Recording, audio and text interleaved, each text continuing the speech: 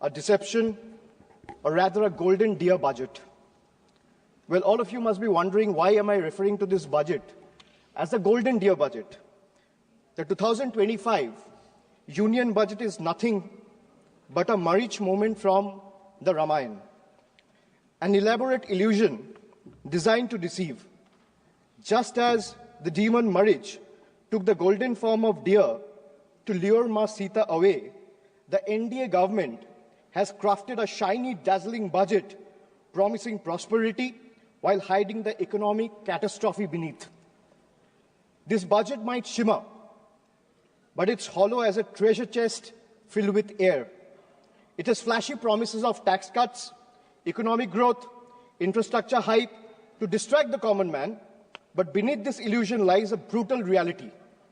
Hidden indirect taxes, soaring inflation, slashed public spendings, and last but not the least, corporate giveaways. Just as Ma Sita was misled, the common people are being pulled away from financial stability straight into a fiscal wrecking ball. This government proudly proclaims no income tax for incomes up to 12 lakh rupees. But behind the scenes, they silently ensure the lost revenue is recovered through rising fuel prices, inflated service charges, hidden taxes on daily essentials, and the middle class, much like Lakshman warning Ma Sita, is skeptical, but BJP's propaganda and PR machinery is desperately working overtime to ensure that the common man and the people of this country still chase the golden deer anyway. What is given by one hand is being swiftly taken by the other. Just as in Ramayana, by the time people realize and recognize the deception, the economy has already been handed over to the Ravanas of crony capitalism, while the common man is left struggling to afford groceries, fuel, travel, healthcare, and even a simple movie night, all while being taxed for merely just existing.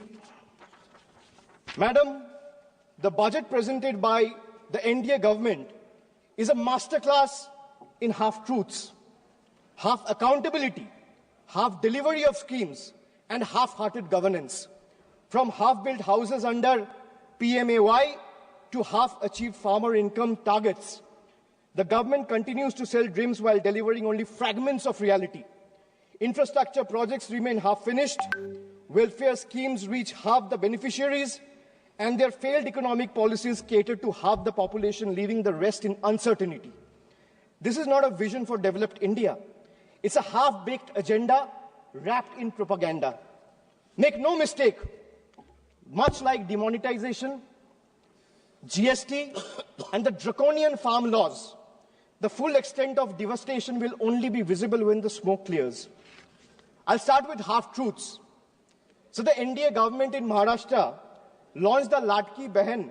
Ma'am, the NDA government in Maharashtra launched the Ladki Behan DBT scheme for women in Maharashtra just before the assembly elections last year to use it as a political bait.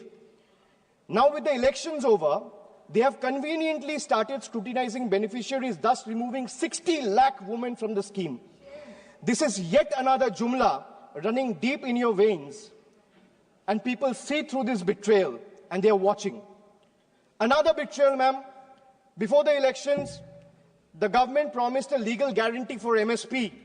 After the election, the promise have disappeared without a trace. Madam Finance Minister is here, and I'm glad she's present in the House. She in her speech mentioned that, and she began her speech with a flourish on agricultural growth. But when it came to MSP, the one demand that every farmer of this country has raised, there was only silence. No legal guarantee, no relief from the crippling debt. Instead of waiving farm loans, the government has increased the Kisan credit limit, which essentially means handing farmers more debt than relief. Since 2014, and whatever data I'm quoting in the House, if the chair wants, I'll lay it on the table of the House before tonight. Ma'am, since 2014, in the last 10 years, there have been 1 lakh farmer suicide. That's one suicide every hour. These aren't just numbers. They're a grim reminder of a system that abandons those who feed the nation while they conveniently feed lies to the entire country. They boasted of digital India, but conveniently ignore the dire state of our schools. While flashy slogans flood social media, the harsh reality is PM Poshan remains stagnant, leaving millions of children without nutritious food. More than 50% of the children under the age of 5 suffer from chronic malnutrition, with 17% underweight, 36% stunted, and 6% wasted. A crisis screaming for attention, and yet the budget for PM Poshan remains dejectedly inadequate, proving once again that the union government is invested more in headlines than hungry children. Another half-truth: before the elections, the NDA government or the ruling party, BJP, promised LPG cylinders for all.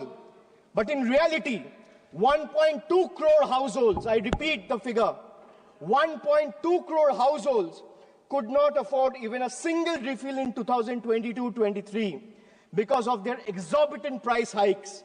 This is not upliftment. This is abandonment. When people have to choose between a meal and a refill, their promise is nothing but a cruel joke. In 2019, the cabinet approved 8,574 crore for the census. Yet in 2025, today, even after 5 years, only 570 crore has been allocated in this year's budget. 5 years late and still counting. And this is not happening this year either. But why does this matter? Why am I talking about census? Because without a census, every policy, every income tax slab revision, and every economic projection is simply and just a blind projection and a blind gamble. The Nari Shakti Vandan Adhiniyam, Women Reservation Act, which was passed by calling a special session 18 months back in 2023, can't be implemented as its rollout depends on the completion of the next census and subsequent delimitation. Both are yet to be scheduled. The government seems to prefer running the country on guesstimates and propaganda rather than real data, because facts expose their failures and they would rather keep the nation in the dark. As we look at the economic policies of the NDA government, one cannot help but see a pattern. And what is the pattern? Ma'am, the pattern is of or if I am to say, it resembles the tale of a reverse Robin Hood. What is a reverse Robin Hood? We know the story of Robin Hood, taking from the rich and giving to the poor. BJP has mastered the art of taking from the poor and giving it to the wealthy elite. So reverse Robin Hood. For instance, I'll give you an example. For instance, the waiving of corporate loans worth thousands of crores using taxpayers' money, while poor farmers struggling with small debts are left to suffer. The government claims to have no money to increase subsidies on essential commodities, yet it slashes corporate tax rates, giving billionaires an even bigger slice of the pie. This is not economic justice. This is economic favoritism at its worst. Then I talk about, or rather I'll come to half federalism.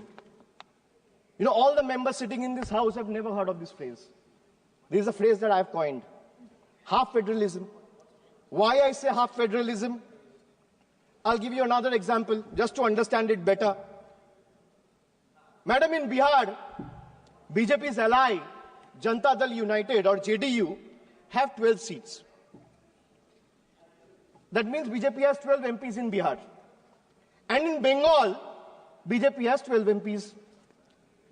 BJP is in power in Bihar and BJP is not in power in Bengal. So Bihar gets bonanza, Bengal gets blockade.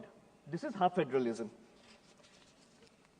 Madam, not a single meaningful financial allocation has been made for the state of Bengal. This is a Bangla Birodhi budget. 1.7 lakh crore is still due to the state of West Bengal under various heads.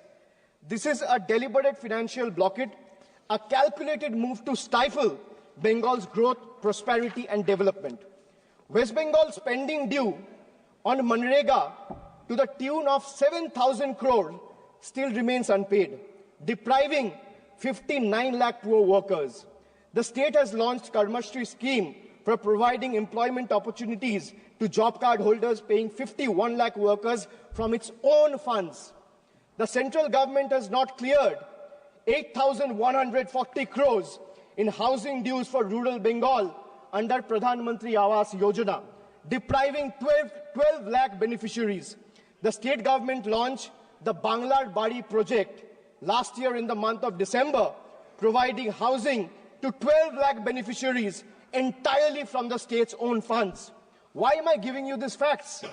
Because all of you, especially the members sitting in the treasury benches, must know, even though you have deprived West Bengal, the state continues to stand tall as a true testament, an example of Atma Nirbharata, where the mind is without fear, where the head is held high. Chitto jeta bhoy shunno, uchcho jeta shir. While the center withhold funds and play politics with the people of Bengal and their livelihoods, Bengal refuses to beg. We build, we provide, we progress, we grow with or without their support. Bengal has more than doubled its export in the last 10 years. 57 lakh new MSMEs have been added, employing over 1 crore people. Bengal's handloom industry employs over 5 lakh workers, which is the second highest in the country. The state's broadband policy, formulated in 2020, resulted in investment of 7,500 crore in the telecom sector alone. Almost 3 lakh direct employment has been generated in IT companies. Bengal has over 88 lakh MSMEs, which is the second highest in the country. 1 out of 5 MSME are owned by women, which is highest in the country. 36% of workers in these enterprises are female, third highest in the country. Madam, now I'll come to health. India remains one of the lowest healthcare spenders globally, investing a mere 3% of its GDP, far behind China's 5% and United States of America's 16%. For a country of 140 crore people, this level of investment is not just inadequate, it's an outright betrayal of public health. The government has opened floodgates for 100% FDI in insurance, happily inviting foreign profits, but refuses to remove the crushing 18% GST on health insurance. So while the corporates enjoy free rein, the common man is taxed while they are fighting for their own lives. This is not reform. This is a rigged game where the poor and the downtrodden and the common people of the country are deliberately made to lose. Instead of strengthening government hospitals, this government prioritizes private insurance. Models like PMJAY, whose allocations shot up by 29%, essentially funneling public money into corporate pockets. Strengthening public health care could have benefited millions, but instead government chose to privatize healthcare under the guise of welfare. And if the government truly cared about public health, why has funding for mental health programs like National Tele-Mental Health Scheme has been slashed by 16%? Why is NIMHANS, which is the country's top health mental institute, facing budget cuts? The answer is simple. The government just doesn't care. If healthcare were a priority, this budget would be investing in real solutions, not just mere illusions. Under BJP rule, all of them combined, they excel in crafting headlines. But when it comes to hospitals, medicines, genuine public health investment, the reality is nothing short of an empty set. Madam, now I'll come to half minister. I spoke about half truths. I spoke about half federalism. Now let's talk about half minister. Because our part-time railway minister is also juggling between 2 other ministries. One is electronics and IT, and the other one is information and broadcasting. Running the Indian Railways, which is considered as a lifeline for millions, is not a side gig, madam. But under BJP, governance has become a multitasking circus, delivering half-baked results everywhere. Why I say this? Because from the time this government came in, they have discontinued the railway budget. What they have done for safety? How many kilometers have been covered under Kavach? Between 2015 to 2024, there has been 678 consequential railway accidents, where more than 784 people have lost their lives, leaving more than 2,000 injured. No wonder tracks are crumbling, the tech sector is struggling, and the media is drowning in propaganda. Then, ma'am, I come to half-baked answers. I can ask 50 questions or 100 questions to the government, but let me ask only 5. Why did you promise the people of this country a $5 trillion economy by 2025? We are in 2025 today, in the month of February. And looking at the rate India is growing, that goal will not even be achieved by 2037. Forget about 2025. Why did you slash funds for LPG connection to poor households by 30% over revised estimates? Why have you slashed funds for crop insurance scheme by 25% over revised estimates? Why has the Data Protection Board of India given only 5 crore rupees when the cost of running Parliament for a single day is more than 9 crore rupees? Why has the budget allocation for minority affairs have been slashed by 57%, decreasing significantly from 1,575 crores in 24-25 to 678 crores in 25-26? These are hard facts. These are data. Ma'am, now I come to half accountability. After half truths, after half federalism, after half minister, after half-baked answers, I come to half accountability. A government is expected to be 100% accountable. But this coalition government believes in half accountability. You all must be wondering, where is the other 50%? Well, that's conveniently covered by the Godi media. Because if you ask the media, according to them, this government is working 200%, is functioning at 200% efficiency. And in their world, in the media's world, there are no failures. Failures are invisible. Questions are forbidden. The only policy is propaganda. Ma'am, let me make just two quick points to prove their half accountability. In price rise, the food inflation in 2024 averaged at 8%. In October, food inflation was at 14-month high. The bottom 5% spends 66 rupees a day, while the cost of 2 veg thalis exceeds 150 rupees. Household savings have dipped to a 50-year low. In case of unemployment, youth unemployment is at a staggering 45%. 3 out of 10 graduates today are unemployed. Under PMKVY, only 18% of the trained candidates were placed. Over 90% of the workforce employed in the informal sector lack job security and benefits. Madam, now I'll come to half delivery. Now let me present before you a few examples of half delivered services. Time and again, this government has misled the people, making tall claims, but has failed to deliver where it truly matters.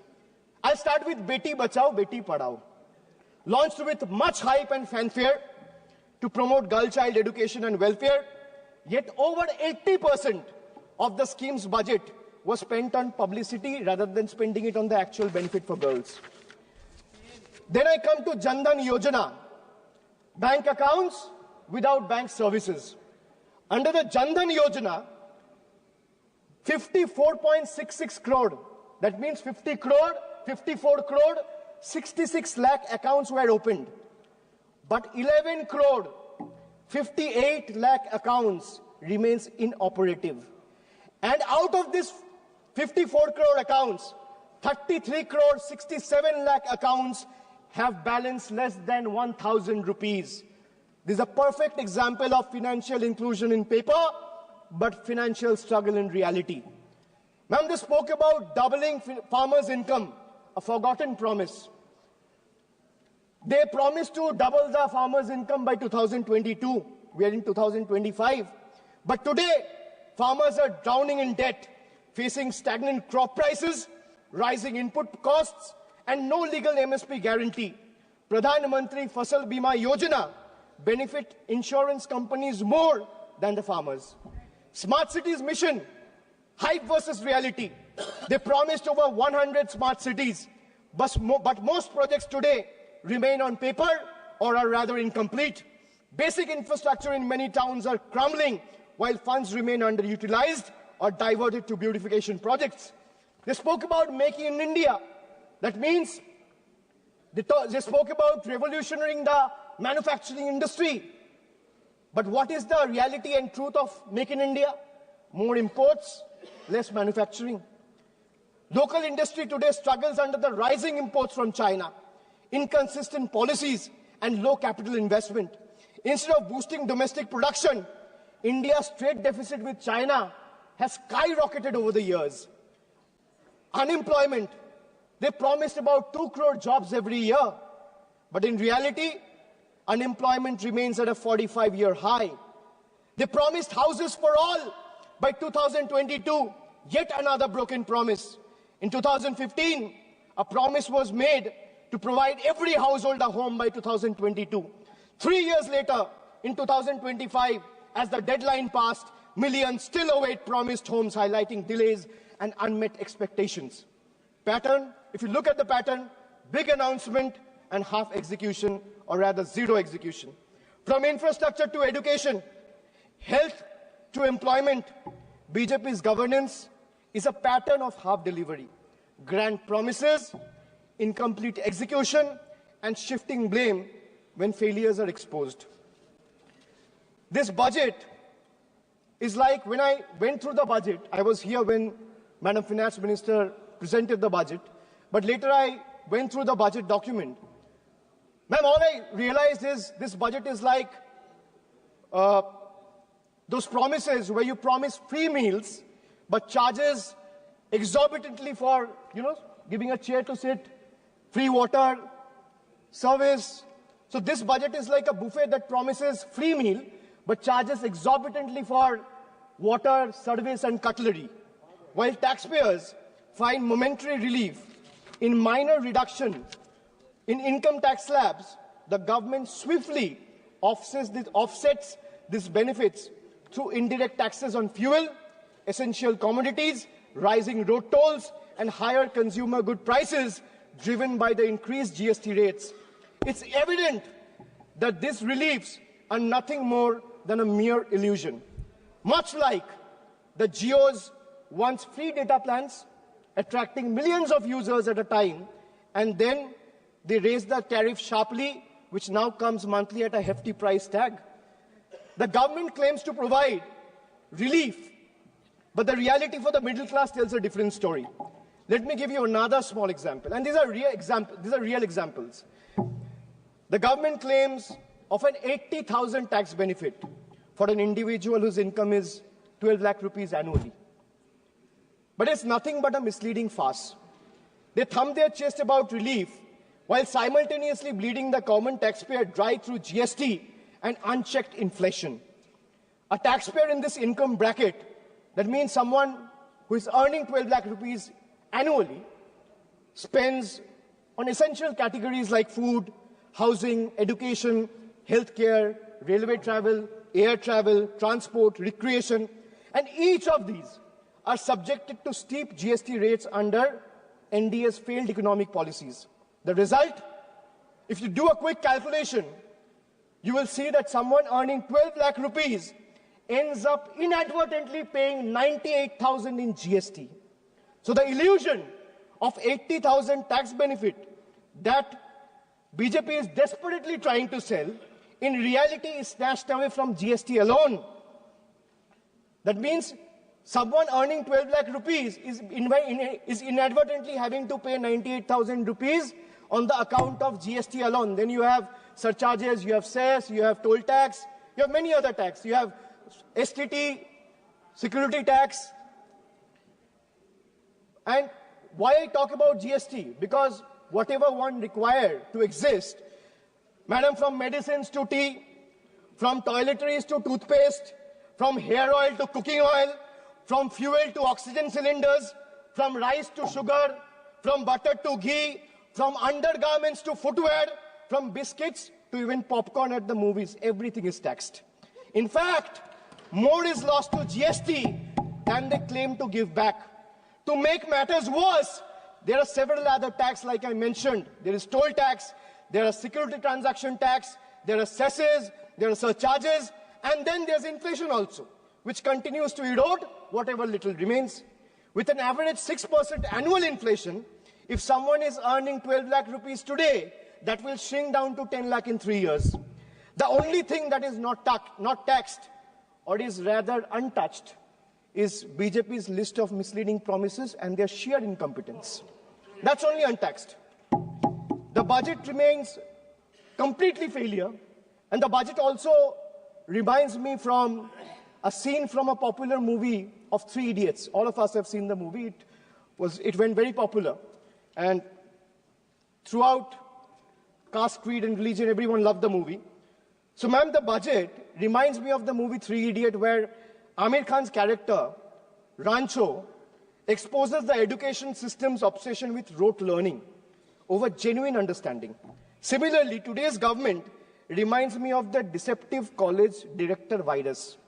And the role of virus was played by, I'm not talking about the viruses present here, I'm talking about the college director virus whose role was played by Boman Irani. So the college director virus, what he used to do? He used to offer flashy numbers, grand schemes that prioritized ranking over real progress. Much like virus, the focus seems to be on the surface level over real achievements, presenting a polished image rather than addressing the true needs of the people. Or if we take a page from the history, the British during the colonial rule, they promised reforms while continuing to exploit India's resources. BJP's budget follows the same playbook, advertising tax relief while ensuring the burden is transferred through hidden economic policies that favor big corporations and the elite, leaving small businesses and working class struggling. Madam, the budget presented over the last 1 decade perfectly sums up India and the BJP's version of Achhe Din, reflecting not just their grand narrative, but also the harsh reality of common people's struggle under the NDA's rule and regime. If I'm a citizen of India, I have to pay tax on the money I earn. If I'm a citizen of India, I have to pay tax on the money I spend. I'm a citizen of India, I have to pay tax on the things I buy, I have to pay tax on the things I sell. And moreover, pay tax on things that are already taxed, bought with money that is already taxed. Correct. Just imagine, you earn, you pay tax. You spend, you pay tax. You buy, you pay tax. You sell, you pay tax. And then you pay tax on things those are already taxed from the money that is already taxed. This sums up the budget completely. The people of India have woken up, and they will no longer be misled by these empty promises and false claims. The government must pay attention to the aspirations of 140 crore citizens. If they don't, they should brace themselves. What started as a teaser in June 2024 will soon become a full-blown blockbuster. After all, the saying goes, never underestimate the power of the common man. And they are all, every Indian who's watching this, who has seen the budget, who has voted in 24 and is going to vote again, exercise their franchise, they are far better scriptwriters than the BJP members of this House. India now sees the truth clearly. BJP stands for Bhashan, Jumla and propaganda, where speeches replaces real action. And NDA stands for, well, no prize for guessing, not delivering anything. Thank you, Madam. Jai Hind.